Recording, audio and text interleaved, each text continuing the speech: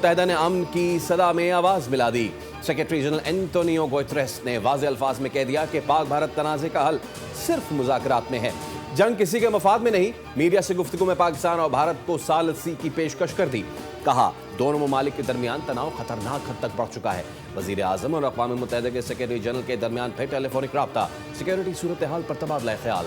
وزیر اعظم نے اپنی تشویش کا اظہار کیا کہ بھارت نے ابھی تک کوئی ثبوت فراہم نہیں کیا اور پھر بھی اشتعال انگیز بیان بازی اور جنگ کو ہوا دینے کا سلسلہ جاری رکھے ہوئے ہے۔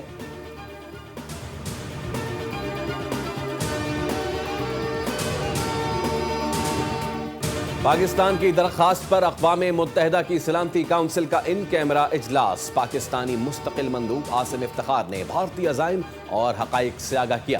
کہا بھارت کے حالیہ اقدامات پر شدید تحفظات ہیں، ہم اپنی سالمیت اور دفاع کے لیے مکمل طور پر تیار ہیں۔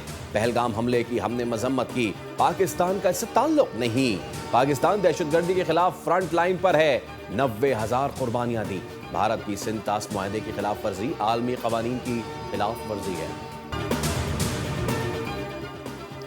قومی اسمبلی اجلاس میں معمول کی کارروائی معطل۔ بھارتی جارحیت کے خلاف قرارداد متفقہ طور پر منظور۔ قرارداد وزیر پارلیمانی امور طارق فضل چودھری نے پیش کی۔ متن میں کہا گیا ہے کہ پاکستان کا پانی روکا گیا تو یہ اعلان جنگ ہوگا۔ پاکستان ہر قسم کی دہشت گردی کی مذمت کرتا ہے۔ بھارت مختلف ملکوں میں اسپانسر دہشت گردی میں ملوث ہے۔ وزیر قانون اعظم نذیر تارڑ نے کہا کہ پاکستان کو اس وقت سب سے زیادہ اتحاد کی ضرورت ہے۔ جب بات ملک پر آ جائے تو ہم سب متحد ہیں۔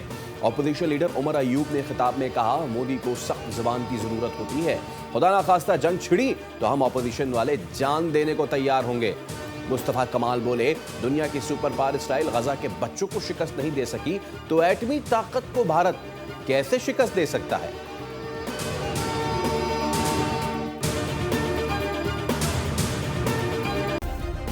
سبسکرائب کریں اور بیل دبائیں تاکہ کوئی خبر رہ نہ جائے۔